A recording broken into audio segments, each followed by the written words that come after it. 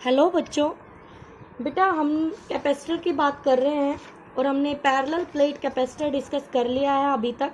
ठीक है, उसमें हमने बात की थी कि दो प्लेट होती है, कंडक्टिंग प्लेट, पैरेलल प्लेट। ऐसे ये दोनों प्लेट्स पैरेलल है बेटा, ये एक कंडक्टर है, ये दूसरा कंडक्टर है।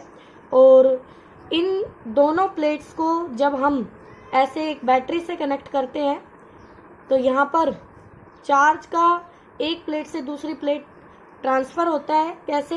ये पॉजिटिव टर्मिनल है बैटरी का और ये नेगेटिव टर्मिनल है, तो ये एक्सटर्नल सोर्स है। यहाँ पर ये काम करेगा कैसे? इस प्लेट से इलेक्ट्रॉन को खींचेगा अपनी तरफ और दूसरी प्लेट को देगा, तो यहाँ धीरे धीरे पॉजिटिव आने लगेगा और इस वाली प्लेट पे धीरे धीरे नेगेटिव आने लगेगा।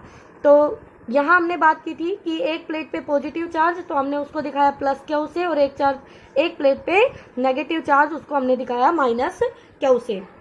फिर हमने कहा था कि इस कैपेसिटर के केस में हमने उसकी कैपेसिटी की बात की थी, तो कैपेसिटी आई थी epsilon not A by D.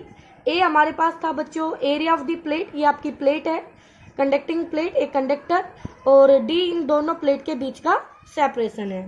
ठीक है, फिर जब अगर ये सर्किट कंप्लीट नहीं होगा, मान लो यहाँ पे आप ये स्विच लगा के ओपन कर देते हैं, तो फिर ये इलेक्ट्रिकल सर्किट आपका कंप्लीट नहीं होगा और उस केस में कोई चार्ज एक प्लेट से दूसरी प्लेट नहीं जाएगा।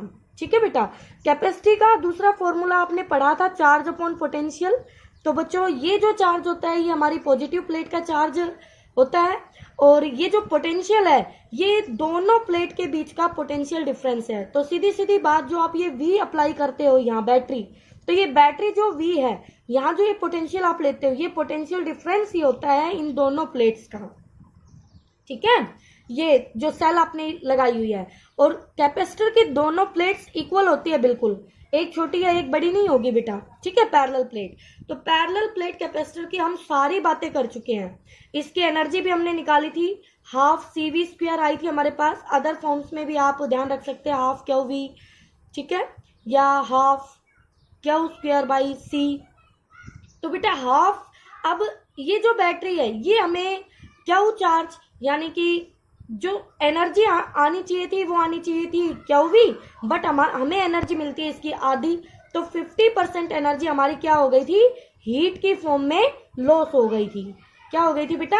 लॉस हो गई थी, क्योंकि ये कंडक्टिंग वायर से आपने कनेक्ट कर रखा है, देखो प्लेट्स को, और इन वायर का अपना क्या होता है? एक रेजिस्टेंस होता है। जब इसमें चार्ज फ्लो करता है तो वो हीटिंग इफेक्ट होता है, तो इसलिए आधी एनर्जी हमारी किस में लॉस हो गई? हीट में लॉस हो गई। ठीक है बेटा, ये सारी बातें हम कर चुके थे। अब आज हम डिस्कस करेंगे हमारा अगला टाइप, जो आपके पास है स्फेरिकल कैपेसिटर। और स्फेरिकल कैपेसिटर में हम क्या बात करेंगे बेटा?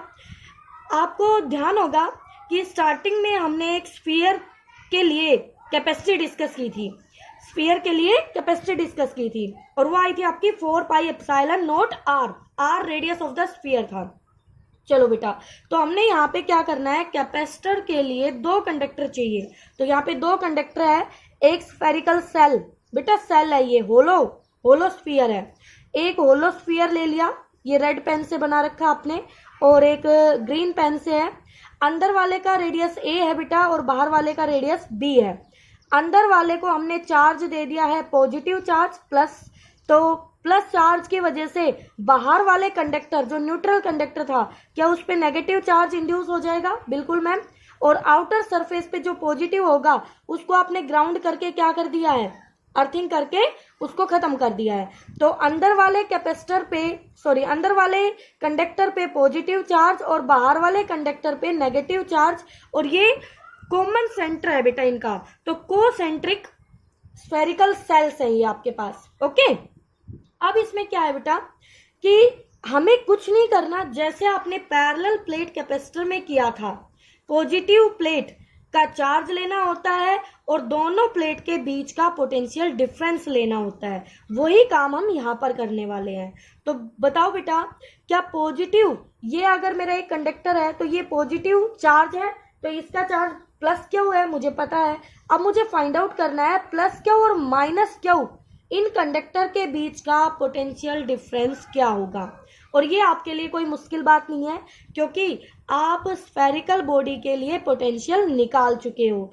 उस केस में आपके पास क्या आया था पोटेंशियल, आपको याद हो तो आपके पास आया था, अगर कोई पॉइंट स्फीयर से बाहर लेते हैं, ये स्फीयर से बाहर ले लिया पॉइंट आर, तो उस केस में जो पोटेंशियल था, वो जो चार्ज आपका स्फीयर पे होता है वो बाहर वाले पॉइंट के लिए एक सिंगल पॉइंट चार्ज की तरह बिहेव करता है। तो पोटेंशियल आपका आ गया था वही के क्यू बाई आर। बोलो बेटा, अगर इसका रेडियस हमारा ए है तो सरफेस पे पोटेंशियल हो गया था v इक्वल टू के क्यू बाई ए, और जो सरफेस पे पोटेंशियल था वही उसके अंदर पोटेंशियल था, हर जगह एवरी पॉइंट पे। बोलो बच्चों, बिल्कुल मैम, क्योंकि अंदर इलेक्ट्रिक फील्ड जीरो था, इलेक्ट्रिक फील्ड जीरो है तो पोटेंशियल v क्या होगा, कांस्टेंट। किस फॉर्मूले से, E equal to D by D R फॉर्मूले से।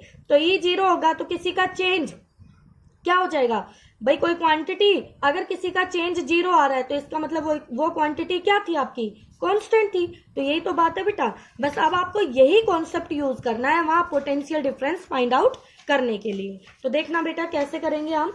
सबसे पहले हमने कहा कि जो V है वो पोटेंशियल डिफरेंस है इन दोनों कंडक्टर का, तो हमने लिखा V प्लस अपने अंदर वाले कंडक्टर का पोटेंशियल और माइनस करके V माइनस बाहर वाले कंडक्टर का यानी नेगेटिवली चार्ज कंडक्टर का पोटेंशियल।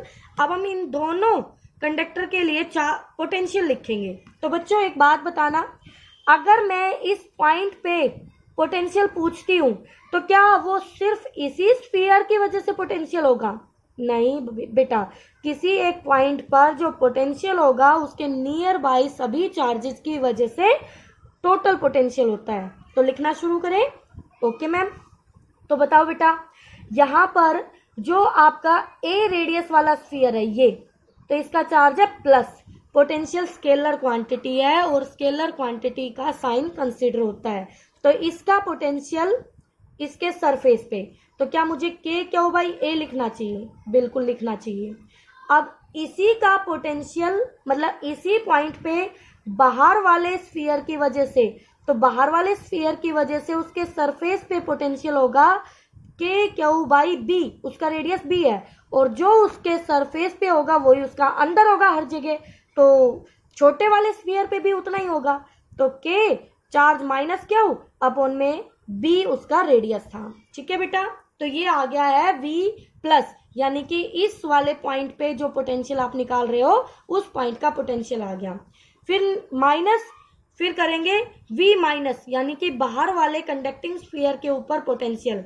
वैसे तो बेटा V इक्वल टू जीरो, क्योंकि ग्राउंड कर रखा है तो पोटेंशियल जीरो होगा, बट आप यहाँ से देखेंगे तब भी आपको जीरो ही मिलेगा। तो करके देख लीजिए कैसे जीरो मिलेगा, ध्यान से देखो।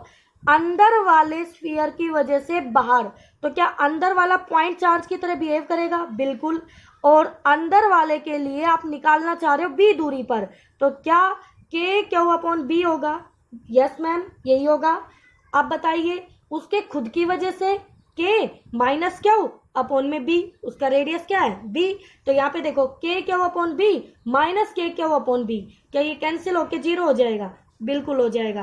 तो आप यहाँ पर v इक्वल टू जीरो वैसे भी लिख सकते थे, यहाँ पे हमने बाय फॉर्मूला अप्लाई करके भी दिखा दिया है। ठीक है, तो ये टर्म जीरो हो गई बेटा। अब इसको आगे प्रोसीड करते हैं। के क्यू कॉमन लिया, 1/a माइनस 1/b, ये आपके पास पोटेंशियल आ गया। अब बाय डेफिनेशन क्या कैपेसिटेंस होता है charge upon potential, yes ma'am.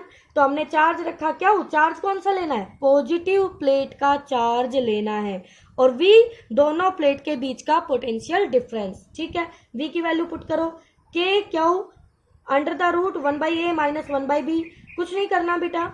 अब यहाँ पर हमने C इक्वल टू के की वैल्यू पुट कर दी 4 पाई एप्सिलॉन नॉट, नीचे एलसीएम ले लिया ए बी ऊपर चला गया और ये हो गया B माइनस ए। ठीक है, क्यू से क्यू आपका कैंसिल हो गया तो ऊपर बच गया सिर्फ 4 pi epsilon not A B upon B minus A. This is your final result, ये आपका फाइनल रिजल्ट है। ठीक है, अब स्पेशल केस में देखिए क्या कह रहा है। अब ये कहता है कि अगर हम यहाँ पर B को इनफाइनाइट कर दे, यानी कि बाहर वाले स्फेरिकल सेल की रेडियस को इनफाइनाइट, यानी इसको इतना दूर ले जाए ए वाले से इनफाइनाइट दूरी पे, तो उसका इफेक्ट यहाँ पे उसकी वजह से यहाँ पोटेंशियल जीरो होगा। जो टर्म इन्फिनिटी पे चली गई उसका पोटेंशियल जीरो होगा। तो सिर्फ किसका बचेगा हमारे पास, अंदर वाले का, पॉजिटिव चार्ज वाले का। और single conductor single spherical shell के लिए हम निकाल चुके हैं कैपेसिटी कितनी आई थी, 4 पाई एप्सिलॉन नॉट ए आई थी। ठीक है, अगर आप चाहे तो इस फॉर्मूले से देख सकते हैं यहाँ पर। तो बी को इनफाइनाइट एंड करवाना है, तो यहाँ देखिए यहाँ कंडीशन लगानी है। तो आपके पास क्या था बेटा, 4 पाई एप्सिलॉन नॉट था, बिल्कुल था। ए एज इट इज रखा, ओके। बी को हम नीचे ले जाए, पलट के ले जा सकते हैं। तो बी माइनस ए अपॉन बी हो गया। तो बी अपॉन बी 1 बन गया, माइनस ए अपॉन बी। अब बेटा बी जैसे ही इनफाइनाइट पुट करोगे तो ये टर्म क्या हो गई, जीरो। तो नीचे क्या बचा, 1। तो ये क्या आ गया, 4 पाई एप्सिलॉन नॉट ए आ गया। तो यही कैपेसिटी आई ना आपकी। तो यही कैपेसिटी यहाँ आई, क्योंकि जो प्लेट जब हम सिंगल प्लेट के लिए निकालते हैं तो उसके लिए दूसरी प्लेट इनफाइनाइट पे ही मानी जाती है। जब आपने सिंगल कैपेसिटर का निकाला था तब भी यही कॉन्सेप्ट लगाया था। ठीक है, अब क्या कहता है, तो ये कहता है एक स्फेरिकल सेल, एक जो स्फेरिकल कंडक्टर है वो स्फेरिकल कैपेसिटर बनता है उसकी दूसरी प्लेट जो कि इनफाइनाइट रेडियस पर है। ठीक है बेटा, अब देखिए आगे सेकंड स्पेशल केस में क्या कहता है, ये यहाँ पर कह रहा है कि अगर हम स्फेरिकल कैपेसिटर को मतलब इसकी रेडियस बहुत ज्यादा कर दें, तो बहुत ज्यादा कर दे तो ये इसका एक छोटा सा पार्ट जो होगा क्या वो पैरेलल प्लेट कैपेसिटर की तरह बिहेव करेगा, यस। और ये वेरी क्लोज लाई करे, बिल्कुल बेटा। तो कैसे कर सकता है, देखो आपके पास क्या था, 4 पाई ए इंटू बी, यही टर्म है, 4 पाई ए इंटू बी, यही टर्म है आपके पास, इसको उठा लिया हमने। ठीक है, तो जब हमारे पास इनफाइनाइट इनकी जो रेडियाई है बहुत ज्यादा हो जाएगी, लार्ज रेडियाई हो जाएगी, तो क्या इन दोनों का गैप कम होगा, तो नियरली ये दोनों रेडियाई बराबर हो जाएंगी रफली। तो ए बी क्या ए स्क्वायर से रिप्लेस हो जाएगा और उसको हम बी स्क्वायर भी कह सकते हैं। और ए स्क्वायर बी स्क्वायर क्या हो जाएगा, एरिया ऑफ द प्लेट, उस प्लेट का एरिया। और बी माइनस ए क्या वो डिफरेंस होगा, उन दोनों का सेपरेशन होगा, डी, बिल्कुल। तो देखो इस रिलेशन में ये सारी वैल्यू पुट करो, 4 पाई ए बी की जगह एरिया आ गया, 4 पाई ए बी की जगह एरिया आ गया, ओके। और नीचे देखो बी माइनस ए की जगह सेपरेशन आ गया। तो क्या यही आया था C equal to epsilon not A by D. तो पैरेलल प्लेट कैपेसिटर में भी तो हमारी कैपेसिटी यही आती है, कुछ नहीं है बेटा। क्या किया इसमें, ये तो आप कर ही लोगे। इसमें सिंपल सा केस ये है कि आपको पोटेंशियल निकालना आना चाहिए, ठीक है। और पोटेंशियल निकालना हमने अच्छे से आपको सिखाया है। पहले आप एक पॉइंट पे दोनों कंडक्टर की वजह से देखिए, फिर दूसरे पॉइंट पे दोनों कंडक्टर की वजह से देखिए और उन दोनों पॉइंट का पोटेंशियल घटा दीजिए, ठीक है। वो डिफरेंस आते ही बस आपको एक मेन डेफिनेशन वाले में पुट करना है और आपका रिजल्ट आएगा। फिर स्पेशल केस में बी अगर इनफाइनाइट पे चली जाती है तो वो सिंगल जो स्फेरिकल कैपेसिटर है वो सिंगल कैपेसिटर की तरह बिहेव करेगा, उसकी दूसरी प्लेट कहाँ होगी, एट इनफाइनाइट पे होगी। और दूसरे केस में ये कहता है कि अगर हम इन दोनों की रेडियाई को लार्ज कर दें और इनके दोनों के सेपरेशन को डिक्रीज कर दें तो ये पैरेलल प्लेट की तरह बिहेव करता है। कैसे करता है, 4 पाई ए बी बन जाता है हमारे पास 4 पाई ए स्क्वायर, क्योंकि ए और बी नियरली सेम हो जाती है। और फिर ये बन जाता है area of the plate, pi R, 4 pi R square, ठीक है, स्फेरिकल का एरिया। बी माइनस ए उनका सेपरेशन है वो डी के इक्वल है और हमने इसको मेन रिजल्ट में पुट किया तो हमें मिल गया epsilon not A by D. Okay बच्चों, इसको अच्छे से कर लेना बेटा।